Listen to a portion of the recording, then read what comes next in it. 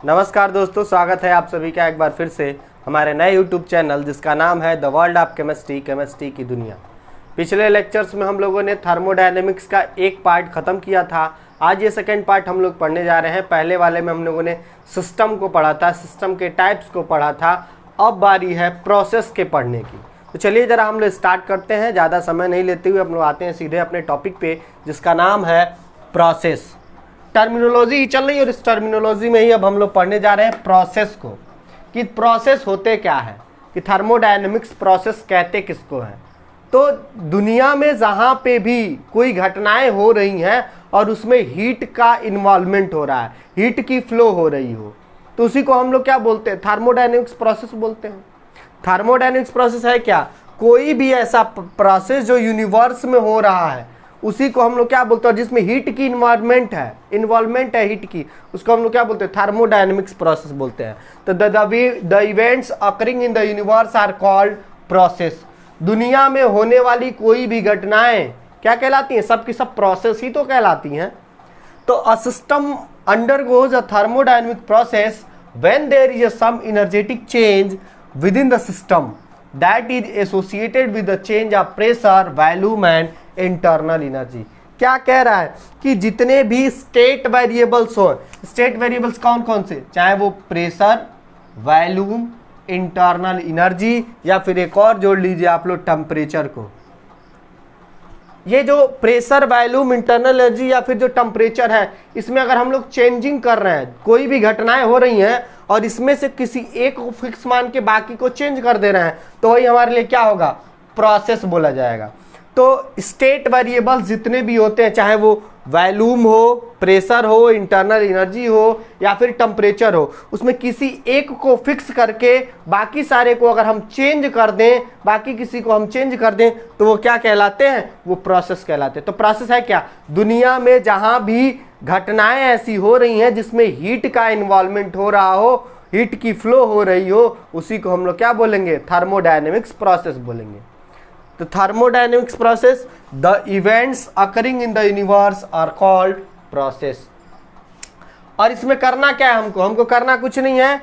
जितने भी state variables होते हैं मोस्टली कौन कौन से? प्रेशर, वॉल्यूम और टेम्परेचर। प्रेशर, वॉल्यूम और टेम्परेचर में किसी एक को कांस्टेंट कर दें और दो की वैल्यू चेंज कर दें, तो वही हमारे लिए क्या हो जाएगी?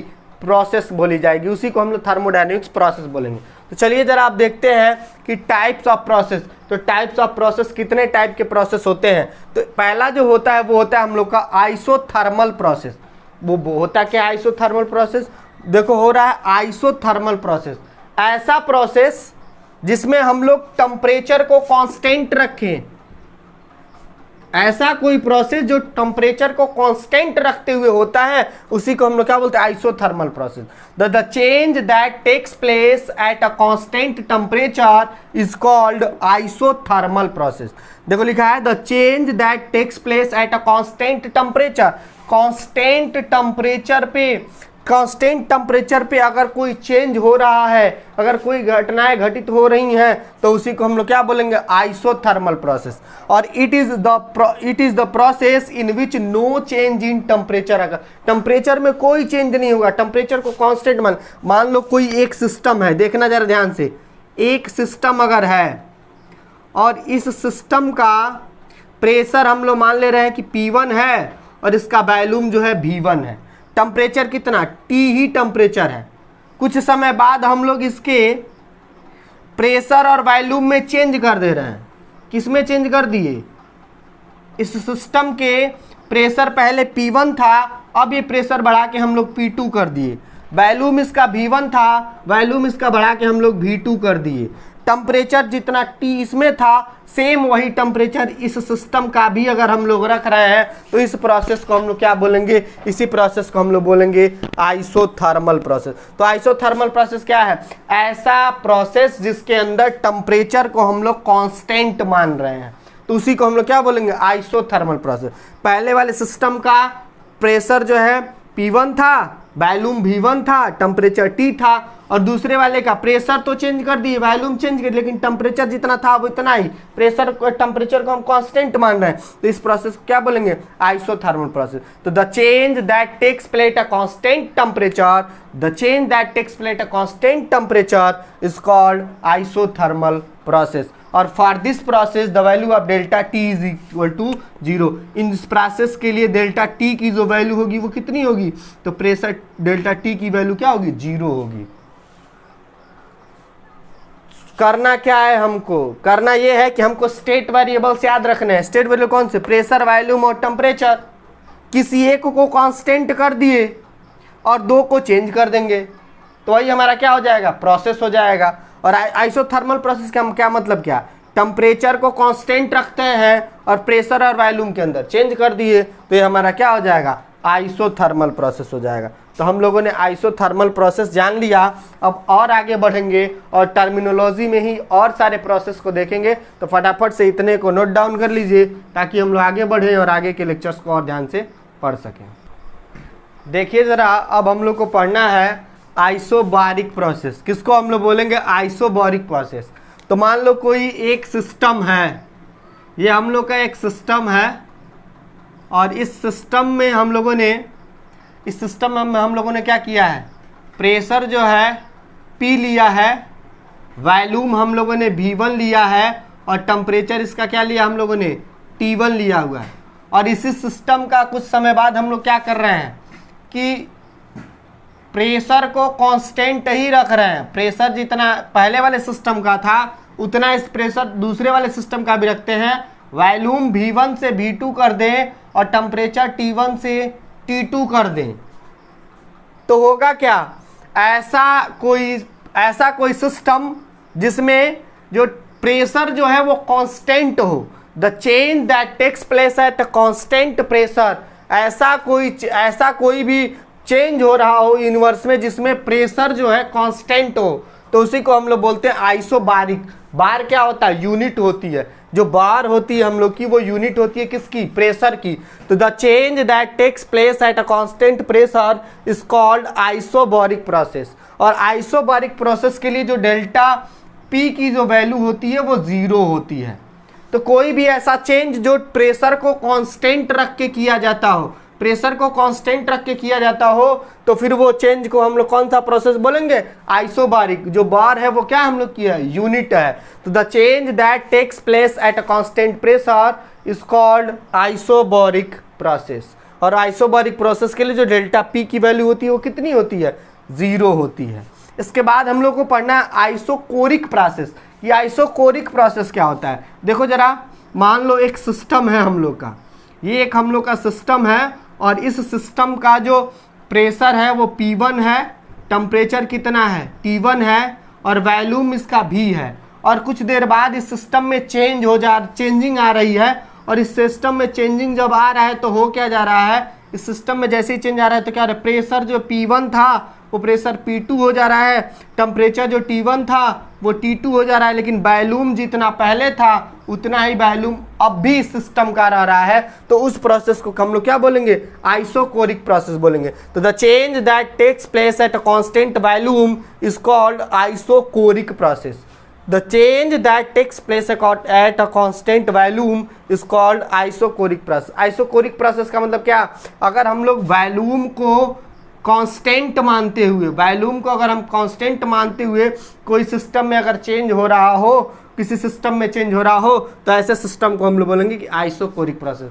तो कोई भी सिस्टम ऐसा हो जिसके लिए जो डेल्टा V की वैल्यू है वो अगर 0 हम लोग को मिल रही है तो हम लोग बोलेंगे कि टर्मिनोलॉजी में हम लोग क्या बोलेंगे कि ये कौन सा प्रोसेस है, आइसोकोरिक प्रोसेस है। तो isochoric process is that process in which the value of delta V is become 0। देखो जरा, इसके बाद है एडियाबेटिक प्रोसेस। किसको हम लोग बोलेंगे, एडियाबेटिक प्रोसेस। तो एक ऐसा सिस्टम, मान लो हम लोग के पास एक सिस्टम है जिसमें हीट जो है डेल्टा, इसमें जो हीट है वो Q है, और जब सिस्टम चेंज हो रहा है उस समय भी हीट कितनी रह रही है, हीट कितनी है, Q। जितना हीट पहले था उतना हीट बाद में रह जाए तो इसको हम लोग क्या बोलेंगे, एडियाबेटिक प्रोसेस। तो the change that takes place at a constant heat is called adiabatic process, और एडियाबेटिक प्रोसेस के लिए जो डेल्टा क्यू की वैल्यू होती है वो कितनी होती है, 0 होती है। तो हम लोगों ने क्या क्या पढ़ लिया, सबसे पहले पढ़ा था हम लोगों ने आइसोथर्मल प्रोसेस, और आइसोथर्मल प्रोसेस के लिए क्या था, the change that takes place at a constant temperature. Temperature को कांस्टेंट मानते हुए अगर कोई चेंज हो रहा हो तो उसको हम लोग बोलते थे आइसोथर्मल प्रोसेस। दूसरा हम लोगों ने पढ़ा आइसोबारिक प्रोसेस। तो आइसोबारिक प्रोसेस क्या था कि अगर हम लोग प्रेशर को कांस्टेंट कर दिए और अगर चेंज हो रहा है, प्रेशर को कांस्टेंट रखते हुए कोई प्रोसेस हो रहा हो तो उसको हम लोग बोलेंगे आइसोबारिक प्रोसेस। तीसरा है आइसोकोरिक प्रोसेस। आइसोकोरिक प्रोसेस का क्या मतलब क्या है, ये ऐसा चेंज जिसमें हो रहा हो जिसमें वॉल्यूम कांस्टेंट हो। और एडियाबेटिक प्रोसेस जिसमें डेल्टा क्यू की वैल्यू 0 है, यानी हीट जो है वो कांस्टेंट हो। तो आइसोथर्मल प्रोसेस के लिए डेल्टा टी की वैल्यू 0 होती है। आइसोबारिक प्रोसेस के लिए डेल्टा पी की वैल्यू 0 होती है। आइसोकोरिक प्रोसेस के लिए डेल्टा भी की वैल्यू 0 होती है। और एडियाबेटिक प्रोसेस के लिए डेल्टा क्यू की वैल्यू भी 0 होती है। तो अभी तक जो हम लोगों ने पढ़ा है उसको फटाफट से नोट डाउन कर लीजिए ताकि हम लोग आगे बढ़े और आगे बढ़ के और सारे चीज़ों को हम लोग देख सके, समझ सके। तो फटाफट से आप लोग इसका स्क्रीनशॉट ले लीजिए ताकि हम लोग आगे बढ़े। देखिए ज़रा, अब हम लोग को पढ़ना है रिवर्सिबल प्रोसेस और इरिवर्सिबल प्रोसेस। किसको हम लोग बोलते हैं रिवर्सिबल प्रोसेस और किसको बोलते हैं हम लोग इरिवर्सिबल प्रोसेस। तो रिवर्सिबल प्रोसेस का क्या मतलब क्या हुआ कि अगर कोई सिस्टम फॉरवर्ड डायरेक्शन में भी मूव कर सकता है और वही सिस्टम फिर वो पहला वाला जो सिस्टम जो था फिर अपने ओरिजिनल पोजीशन पे भी आ सकता है। यानी अगर कोई सिस्टम है वो फॉरवर्ड डायरेक्शन में भी जा सकता है और वो बैकवर्ड डायरेक्शन में भी जा सकता है। यानी अगर मान लो कि हम लोगों ने पहले कोई हम लोग का सिस्टम था और इसका प्रेशर P1 था, वॉल्यूम V1 था और टेम्परेचर T था। अगर इसको चेंजिंग लाया गया और चेंजिंग ऐसा लाया जाए कि फिर जो है ये सिस्टम जो है वो P1 से P2 हो जाए, V1 से V2 हो जाए और टेम्परेचर अगर T ही है तो ये वापस भी सिस्टम पहले वाले सिस्टम में आ सकता है। तो ऐसा कोई सिस्टम जो फॉरवर्ड डायरेक्शन में भी जा सकता है और बैकवर्ड डायरेक्शन में भी जा सकता है, ऐसे प्रोसेस को हम लोग बोलते हैं रिवर्सिबल प्रोसेस। तो यूनिवर्स में ऐसी घटनाएं जिसमें जो एनर्जी का जो चेंज है वो जो टेम्परेचर का जो चेंज है वो जो पहला वाला स्टेट था, ओरिजिनल स्टेट था, वो हमको फिर से मिल जाए तो हम लोग उस प्रोसेस को बोलते हैं reversible process.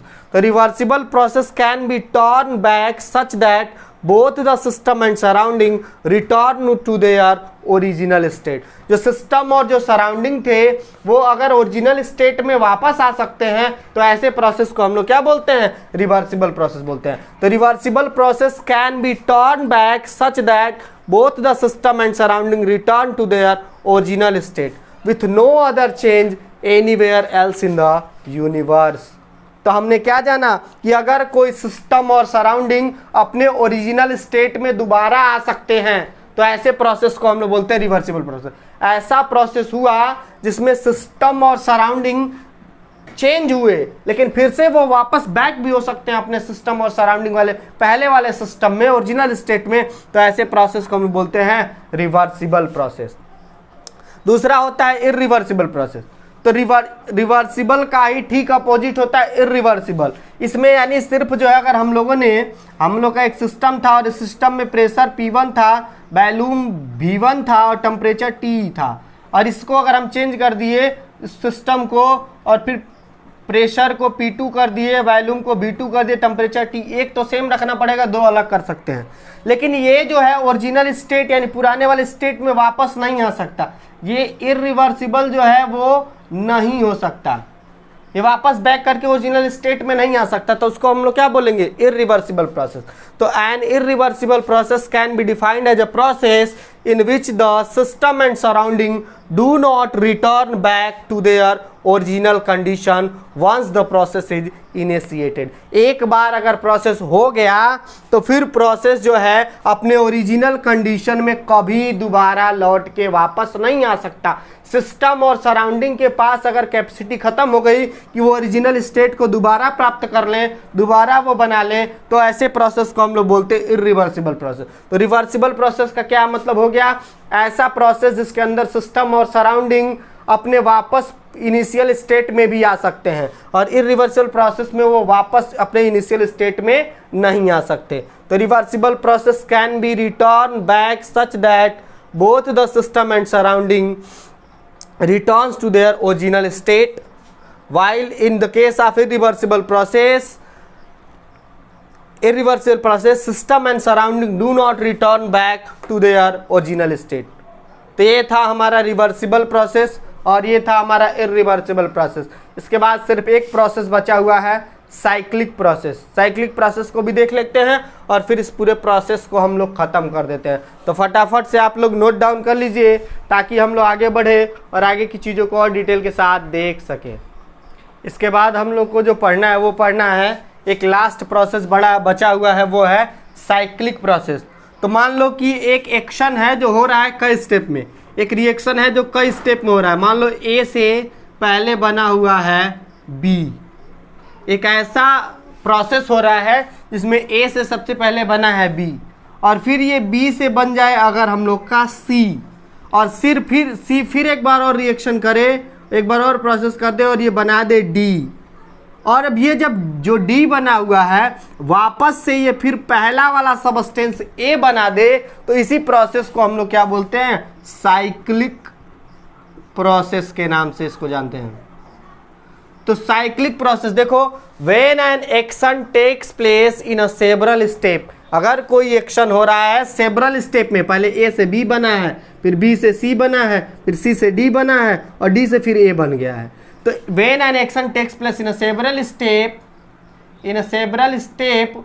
And at the end the initial substance is regenerated, और लास्ट में इनिशियल जो सबस्टेंस है वो हमको फिर से बन जाए, तो इसी प्रोसेस को हम लोग क्या बोलते हैं? साइक्लिक प्रोसेस बोलते हैं। तो साइक्लिक प्रोसेस कई स्टेप में चलती है और लास्ट स्टेप में जो पहला सबस्टेंस था वो फिर से बन जाता है, तो इसी प्रोसेस को हम लोग क्या बोलते हैं? Cyclic process. तो साइक्लिक प्रोसेस में होता क्या है कि अगर कोई रिएक्शन है जो कई स्टेप में हो रही है और वो रिएक्शन होने के बाद अगर हम लोग का पहला वाला जो सबस्टेंस है हमको फिर से मिल जाता है, तो इसी प्रोसेस को हम लोग क्या बोलते हैं? Cyclic process. तो cyclic process is that process in which when an action takes place in a several step, at the end the initial substance is regenerated। तो साइक्लिक प्रोसेस क्या था? अगर कोई रिएक्शन कई स्टेप में हो रहा है और पहला सबस्टेंस फिर से हमको मिल जा रहा है, रीजनरेट हो जा रहा है, तो इसी प्रोसेस को क्या हम लोग बोलते हैं? साइक्लिक प्रोसेस बोलते हैं। ए से बी बना, फिर बी से सी बना, फिर सी से डी बना, और डी फिर से इसके पास कैपेसिटी हो जाए ए बनाने की, तो इसी को हम लोग बोलेंगे साइक्लिक प्रोसेस। और साइक्लिक प्रोसेस के लिए डेल्टा ई, डेल्टा एच और डेल्टा एस की वैल्यू क्या होती है? तो 0 होती है। ये डेल्टा ई, डेल्टा एच और डेल्टा एस की चर्चा हम लोग बाद में करेंगे, जब जैसे जैसे चैप्टर आगे बढ़ेगा तो हम लोग बाद में इसकी चर्चा करना है। तो फटाफट से आप लोग इसको नोट डाउन कर लें ताकि हम लोग आगे बढ़े और आगे की चीज़ों को और डिटेल के साथ पढ़ सकें। देखिए ज़रा, अब हम लोग सबसे इम्पॉर्टेंट टर्मिनोलॉजी को अब हम लोग जानने वाले हैं। अब जो है वो मोस्ट इम्पॉर्टेंट टर्मिनोलॉजी हम लोग को जानना है, और मोस्ट इंपॉर्टेंट टर्मिनोलॉजी क्या है? एक्सटेंसिव प्रॉपर्टी और इंटेंसिव प्रॉपर्टी। बहुत ही इंपॉर्टेंट है, ध्यान से पढ़िएगा। एक्सटेंसिव प्रॉपर्टी और इंटेंसिव प्रॉपर्टी किसको बोला जाता है? What do you mean by extensive property और इंटेंसिव प्रॉपर्टी? ये बहुत ज़्यादा इंपॉर्टेंट है। देखो जरा, कुछ ऐसी प्रॉपर्टीज़ होती हैं जो मैटर के क्वांटिटी पे डिपेंड करती हैं, और कुछ ऐसी क्वांटिटी होती हैं जो मैटर की क्वांटिटी से उसका कुछ लेना देना नहीं है। जैसे मान लो कि हमने पानी लिया है, और पानी अगर हमने 1 लीटर वाटर लिया है और 1 लीटर वाटर को गर्म किया है हमने, और 1 लीटर वाटर को गर्म पानी है और 1 लीटर वाटर को अगर हमने गर्म किया है, चाहे नॉर्मल ही वाटर ले लो, तो हमने अगर नॉर्मल वाटर लिया है और उस नॉर्मल वाटर का टेम्परेचर अगर हमने मेज़र किया, तो एक उतने ही टेम्परेचर का दूसरा हमने बॉटल लिया हुआ है, उसका हमने टेम्परेचर नोट किया जिसमें 2 लीटर हमने पानी रख दिया।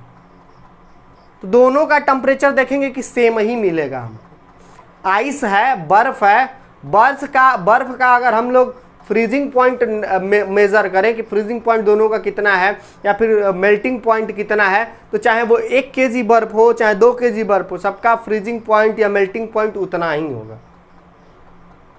अगर हम लोगों के पास 5 लीटर पानी हो और 1 लीटर पानी, एक कंटेनर में हमने 5 लीटर पानी रखा है, दूसरे कंटेनर में 1 लीटर पानी रखा है, और टेम्परेचर हम मेजर करने गए, जितना टेम्परेचर 1 लीटर पानी का आएगा उतना ही टेम्परेचर कितना आएगा, 5 लीटर वाले का ही आएगा। टेम्परेचर को ये क्वांटिटी पे डिपेंड होने वाला चीज नहीं है। 1 लीटर पानी लेके गर्म किए या 5 लीटर पानी लेके गर्म किए, दोनों का टेम्परेचर सेम ही होगा। तो हम क्या देख रहे हैं, जो बहुत सारे ऐसे प्रॉपर्टीज होते हैं जो मैटर की क्वांटिटी पे डिपेंड करते हैं, और बहुत सारे ऐसे प्रॉपर्टीज होते हैं जो क्वांटिटी से उनका कुछ लेना देना नहीं है। तो ऐसे सारे प्रॉपर्टी जो मैटर की साइज या फिर अमाउंट या फिर क्वांटिटी पे डिपेंड करते हैं, उसको हम बोलते हैं एक्सटेंसिव प्रॉपर्टी। एक्सटेंसिव प्रॉपर्टी है क्या? एक्सटेंसिव प्रॉपर्टी एक ऐसी प्रॉपर्टी है जो मैटर के साइज पे या फिर अमाउंट पे डिपेंड करती है। तो ऐसी वो सारी प्रॉपर्टी जो मैटर के साइज या फिर अमाउंट पे डिपेंड करती है, उसको हम लोग बोलते हैं एक्सटेंसिव प्रॉपर्टी। जैसे मास है, तो मास के लिए हमको जानना पड़ेगा कितना मास है, क्वांटिटी पे डिपेंड, कितना साइज होगा तो कितना ज्यादा मास हो जाएगा। मास का मतलब ही हो गया क्वांटिटी। वॉल्यूम, तो कितना वॉल्यूम है, 1 लीटर वॉल्यूम है कि 2 लीटर वॉल्यूम है, तो ये मैटर की साइज या फिर उसके अमाउंट पे डिपेंड करने वाली प्रॉपर्टी है। इंटरनल एनर्जी, एंथैल्पी और एंट्रोपी, जैसे जैसे इंटरनल एनर्जी पढ़ेंगे आगे, एंथैल्पी पढ़ेंगे, एंट्रोपी पढ़ेंगे, ये सारे के सारे क्या होते हैं, एक्सटेंसिव प्रॉपर्टी होते हैं। ये मैटर के अमाउंट पे डिपेंड नहीं करते हैं, पढ़ा जाएगा आगे।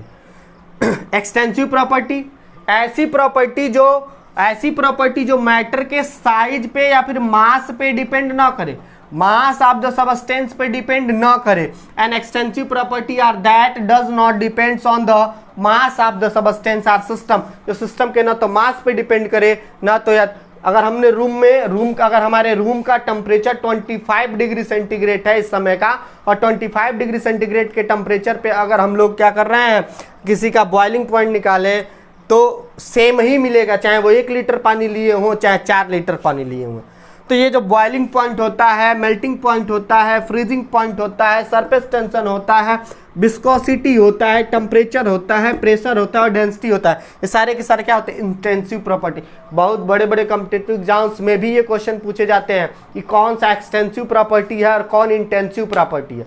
एक्सटेंसिव प्रॉपर्टी किस पे डिपेंड करती है और इंटेंसिव प्रॉपर्टी किस पे डिपेंड करती है। जो जितने लोग नीट जेईई की तैयारी कर रहे होंगे, सारे लोग याद रखेंगे कि एक्सटेंसिव प्रॉपर्टी है क्या, जो मैटर के साइज पे या फिर क्वांटिटी पे, अमाउंट पे डिपेंड करे, जैसे कि मास, वॉल्यूम, इंटरनल एनर्जी, एंथैल्पी और एंट्रोपी। और ऐसी प्रॉपर्टी जो मैटर के ना तो मास पे डिपेंड करे ना तो क्वांटिटी पे डिपेंड करे, उसको हम क्या बोलेंगे, intensive property. Like boiling point, melting point, freezing point, boiling point, melting point, freezing point, surface tension, viscosity, temperature, pressure and density. फटाफट से आप लोग नोट डाउन कर लीजिए ताकि हम लोग आगे बढ़े और आगे की चीज़ों को और डिटेल के साथ देख सके। तो दोस्तों, आज के इस लेक्चर में हम लोगों ने टर्मिनोलॉजी से रिलेटेड प्रोसेस कितने टाइप के होते हैं, साथ ही साथ एक्सटेंसिव और इंटेंसिव प्रॉपर्टी क्या होती है, ये सारी चीज़ों को देख लिया है। और अब हम लोग एंट्री करेंगे थर्मोडायनेमिक्स के अंदर, और उसके अंदर जो टर्मिनोलॉजी और भी सारी हैं उसको तो हम लोगों ने पढ़ लिया है, जो नहीं पढ़े उसको भी पढ़ेंगे, और साथ ही साथ थर्मोडायनेमिक्स को और डिटेल के साथ पढ़ेंगे। तो जितने भी लोग जुड़े हुए हैं, एक बार लाइक का बटन ज़रूर दबा दीजिए। साथ ही साथ नए अगर यूजर्स हैं जो हमारे चैनल पे पहली बार जुड़े हुए हैं और पहले दिन वीडियो देख रहे हैं, वो लोग चैनल को सब्सक्राइब कर ले ताकि आने वाले अपकमिंग वीडियो की सूचना जल्द से जल्द मिल सके। Thank you so much for watching my video.